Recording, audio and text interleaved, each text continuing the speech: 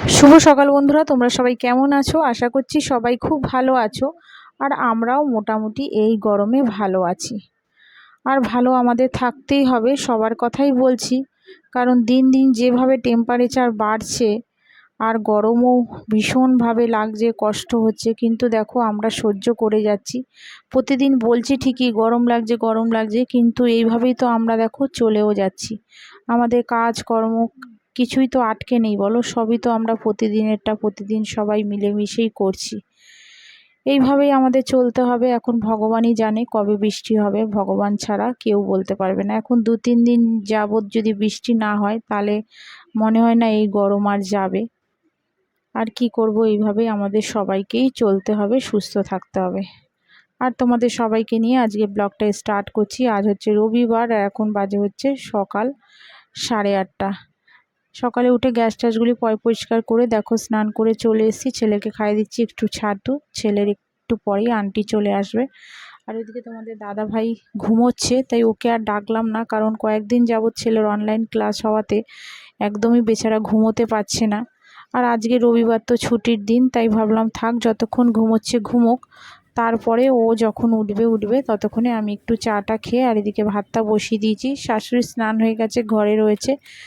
আর ছেলের পড়া হয়ে গেলে ততক্ষণে আমি এদিকে ছেলেরা সকালে কি খাবে না খাবে সেগুলো রেডি করব। ভাবছি ওদের একটু ভেন্ডি আলু ভেজে দেবো, কারণ ওরা দুজনেই এই ভাজাটা ভীষণ ভালো খায়, তাই একটু করে দেবো। আর একটু ডিমের অমলেট করে দেব। আর কালকের তোমার উচ্ছে আর চাল কুমড়োর অনেকটাই ডাল রয়েছে। সকালের দিকটা শুধু আমি একটু দুপুরের দিকে খেয়েছিলাম, আর সকালের দিকটা ওদের দিয়েছিলাম, তাই এখনও অনেকটা রয়েছে। তাই ভাবলাম কালকে রাত্রে গরম করে রেখে দিয়েছিলাম ফ্রিজে, ভালোই আছে, তাই ভাবছি ওদের দুজনকে দিয়ে দেবো, এখন খেয়ে নেবে। আর কিছুটা থাকবে, আমি আর শাশুড়ি খেয়ে নেব। কারণ এখনকার যা জিনিসের দাম, তোমার ফেলে দিয়ে তো লাভ নেই, তাই যেটুকুনি থাকবে আমি আর শাশুড়ি খেয়ে নেব। ওদের দিয়ে দিচ্ছি দেখো ভাত। বড় ছেলেকে তোমার মেখে দিয়ে দেবো, আর ছোট ছেলেকে একটু খাইয়ে দেবো। খাইয়ে ঠাইয়ে দিয়ে তারপরে তোমার ওদেরকে ওরা বসে যাই হোক কিছু খেলবে করবে, আর আমি এদিকে তোমার বিছনা টিছনাগুলি তুলবো। আমি এসব রেডি করতে করতে ওর আন্টি চলে এসেছিলো, ছেলেকে পড়িয়ে চলে গেছে। এদিকে ছেলেদের দেখো ভাত মেখে দিচ্ছি, ওরা এখন খেয়ে নেবে। খেয়ে ঠেয়ে তারপরে তোমার আমি ঘরের কাজ করব। দেখো এদিকে ঘরের কাজ টাজ করছি, ওদের খাওয়া হয়ে গেছে, আর বেডটাও ক্লিন করে নিচ্ছি। তোমাদের দাদাভাই বাজারে গেছিলো, বাজার থেকে নিয়ে চলে এসছে বাজার, তাই শাশুড়ি সব মাছ টাছগুলি সব নুন হলুদ মাখাচ্ছে। নিয়ে এসছে আজকে তোমার ইলিশ মাছ হচ্ছে তোমার ভালো পেয়েছে। আর আজকে হচ্ছে সানডে, মানে স্পেশাল দিন, ভালো মন্দ রান্না খাওয়া দাওয়া এইভাবেই তো তোমার যাই হোক আমাদের সানডেটা আমরা রান্না বান্না করে থাকি সবাই। তাই মাছটাও দেখলাম ভালোই এনেছে, শাশুড়ি বলল মাছটা খুব ভালো হবে। এর আগে একদিন মাছ নিয়ে এসেছিলো ইলিশ মাছ, সেই মাছটা খুব একটা যে ভালো ছিল তা না, কিন্তু এই মাছটা শাশুড়ি বললো খুব ভালো। আর দেখো কতটা তেলও বেরিয়েছে। একটু তোমার আলু আর বেগুন দিয়ে করব পাতলা করে ঝোল। আর মাছের সাইজগুলো দেখো ভালোই বড় বড় ছিল।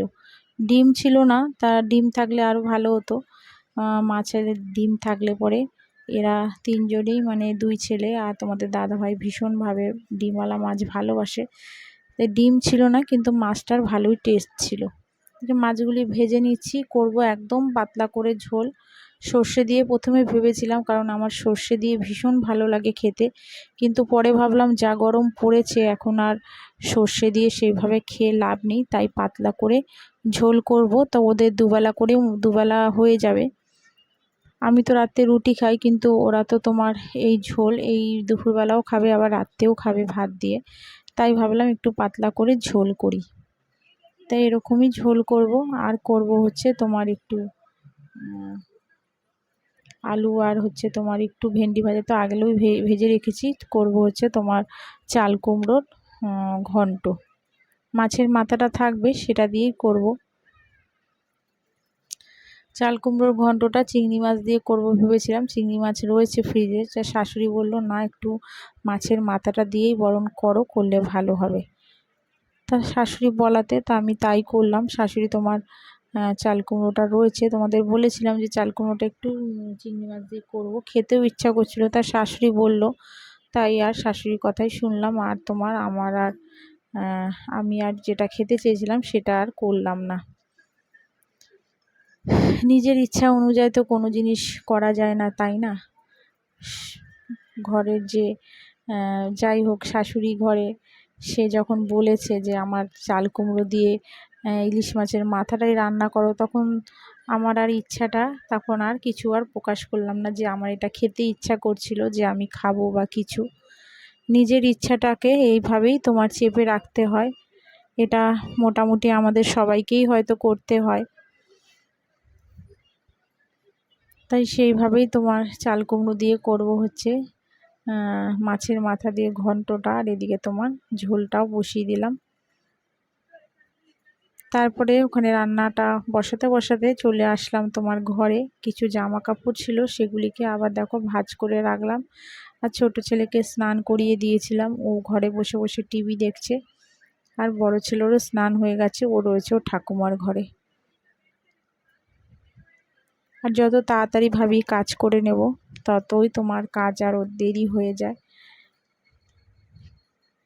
গরমে তোমার সত্যি হাতে মানে কাজই উঠতে চায় না।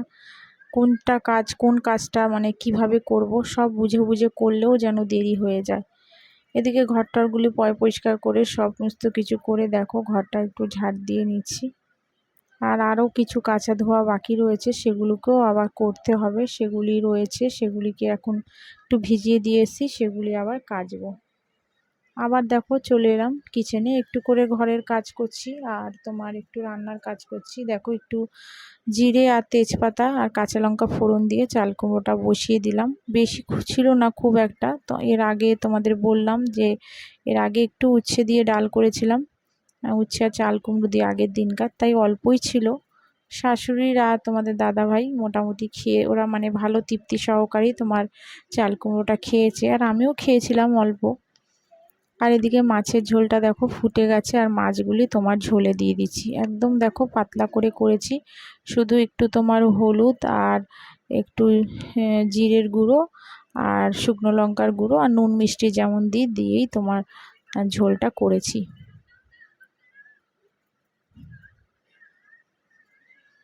রান্নাবান্না এগুলি হয়ে গেলে মোটামুটি কমপ্লিট হয়ে যাবে। আর এদিকে দেখো রান্নাগুলি দেখাচ্ছি, চাল কুমড়ো, উচ্ছে ভেজেছিলাম একটু, আর ওদিকে দেখো শাকটাও ভেজেছি। এগুলি তো তোমাদের দেখানো হয়নি। এগুলি ওদের খাওয়া টাওয়া দেওয়ার পরে তারপরে দেখো একটু শুয়ে রেস্ট নিয়েছিলাম। তারপরে দুই ছেলের মধ্যে এখন বলছে কি খাবে। এক ছেলে বলছে আমি খাবো চাউমিন, আর এক ছেলে বলছে আমি খাবো পাস্তা। তাই দুজনের কথা অনুযায়ী আবার একটু পাস্তা তোমার সিদ্ধ করে নিলাম, আর একটু তোমার চাউমিনও সিদ্ধ করে নিয়ে দেখো বাদাম একটু ভেজে নিয়েছি। আর ওদিকে দুটো ডিম রেখেছি, আর একটু কড়াইশুঁটি ছিল, আর গাজর, বিনস আর তোমার হচ্ছে ক্যাপসিকাম আর পেঁয়াজ একসাথে কেটে নিয়েছিলাম। একসাথেই তোমার ওগুলি ভেজে নিয়েছিলাম, ভেজে একটু তুলে নিয়ে প্রথমে তোমার পাস্তাটা করে দিয়েছিলাম বড় ছেলের জন্যে। আর ছোট ছেলের জন্য একটু চাউমিন করেছিলাম, ও আর আমি একটু খেয়েছি, আর পাস্তাটা খেয়েছিল বড় ছেলে আর শাশুড়ি। এইভাবেই তোমার আজকের রবিবার দিনটা এইভাবেই রান্না বান্না করেই তোমার কেটে গেছে। আর একটু করে নেব চা। আর তোমাদের সবাইকে বলছি যারা নতুন বন্ধু তোমরা প্লিজ একটা সাবস্ক্রাইব করে আমার পাশে থেকো, আমার সাথে থেকো।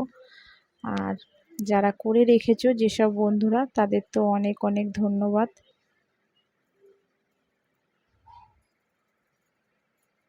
দেখো সব সবজিগুলি দিয়ে দিলাম, একসাথেই দিয়েছি, আলাদা আলাদা করে কিছুই ভাজিনি। দেখলাম একসাথে করলেই ভালো হবে, কারণ তোমার খিদেও পেয়ে গেছিলো ওদের খুব, তাই ভাবলাম একসাথেই করে দিই, তাহলে তাড়াতাড়ি হয়ে যাবে। একটু নুন দিয়েছি আর একটু সামান্য হলুদ দিয়েছিলাম, দিয়ে ভালো করে নাড়িয়ে চাড়িয়ে এটা একটু যখন তোমার সিদ্ধ হয়ে এসেছিলো তখন তোমার কড়াইশুঁটি, বাদাম এগুলো দিয়ে দিয়েছি। আর এদিকে করে নিলাম চাটা করেছিলাম ঠিকই, পরে খেয়েছি, কারণ চা খেতে আমার একটু সময় লাগে, তাই একটু করে ঢেকে রেখেছিলাম, ওদের খাবারটা আগে রেডি করে দিয়ে তারপরে আমি চা খেয়েছিলাম। পাস্তাটা মোটামুটি হয়ে গেছে, এবার দিয়ে দেবো এর মধ্যে একটু সস। বেশি কিছু দিতে হয় না পাস্তায়, পাস্তা একদম করতে বেশি সময়ও লাগে না, একদম অল্প সময়ের মধ্যে হয়ে যায়। পাস্তাটা রেডি হয়ে যাচ্ছে, দেখো পাস্তাটা মোটামুটি রেডি হয়ে গেছে। এবার একটু সস দিয়ে দেবো, একটু নাড়িয়ে চাড়িয়ে সস দিয়ে দেবো। আর ওদিকে তোমার একটুখানি ভাজা তুলে রেখেছিলাম, চাউমিনে দেব। চাউমিনটা পরে করব তাই তুলে রেখেছিলাম। আর চাউমিনে দেবো একটু তোমার ডিমের ভুজিয়া, আলাদা আগে করেছিলাম সেটা, আর বাদামটা ভেজে রেখে দিয়েছিলাম।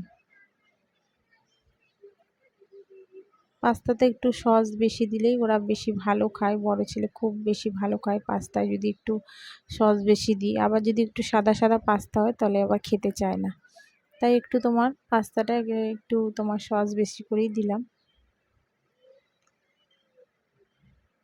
আর ও ঠাকুমা আর ও খেয়েছে। আর দেখো তারপর পাস্তাটা হয়ে যাওয়ার পরেই চাউমিনটাও বসিয়ে দিলাম, একটু বাদাম দিয়ে দিলাম আর দিয়ে দিলাম ডিমটা যে আগে থেকে ভেজে রেখেছিলাম সেটা দিয়ে। আর এদিকে তোমার আগে থেকে যে ভাজা তোমার বিনস গাজর ওগুলি ছিল সেগুলো দিয়ে দিয়েছিলাম। এবার দিয়ে দেবো চাউমিনটা, অনেকটা পরিমাণেই হয়েছিল। ছোট ছেলে খেয়েছে, আমি খেয়েছি, আর একটুখানি আমার বাবাকে পাঠিয়ে দিয়েছিলাম। বড় ছেলে গিয়ে বাবাকে দিয়ে এসছে। মা সেইভাবে তোমার চাউমিন খুব একটা ভালো করতে পারে না, তাই যখনই আবার আমি একটু করি তখন আবার মাকে গিয়ে ওকে বলি বড় ছেলে থেকে, তুই একটু মাকে গিয়ে দিয়ে আয়, তা ও দিয়ে আসে। হয়ে গেছে, ছেলে এসে বলছে মা হয়ে গেছে নাকি, খেতে দাও, খিদে পেয়ে গেছে। এবার ওদের দুজনকেই দিয়ে দেবো, একটু ম্যাগির মশলা দিয়ে দিলাম। আর এই গরমে তোমার ইচ্ছা না করলেও তোমার করে দিতে হবে, কারণ ওদের তো করে দিতে হবে বলো। আমি যদি ওদের করে না দিই তাহলে ওরা খাবে কি? আর যদি করে না দিই তাহলেই তোমার বাইরের জিনিসের বায়না, এটা খাবো ওটা খাবো। আর এখন গরমের মধ্যে যতটা বাইরের জিনিস কম খাবে ততটাই ভালো। হয়ে গেছে চাউমিনটা, এবার ওদের দুজনকে দিয়ে দেব। দেখো কি সুন্দর কালারগুলি এসছে। একজন খাবে পাস্তা আর একজন খাবে চাউমিন। তাহলে চলো ওদের দিয়ে আসি।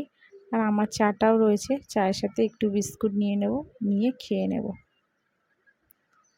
তাহলে চলো আজকের মতন ব্লগটা এখানেই শেষ করছি। তোমরা সবাই ভালো থেকো, সুস্থ থেকো, আর এই গরমে খুবই সাবধানে থেকো সবাই। তাহলে আজকের মতন সবাইকেই বিদায় জানাচ্ছি, আবার তোমাদের সঙ্গে দেখা হবে আগামীকাল। তাহলে আজকের মতন টাটা।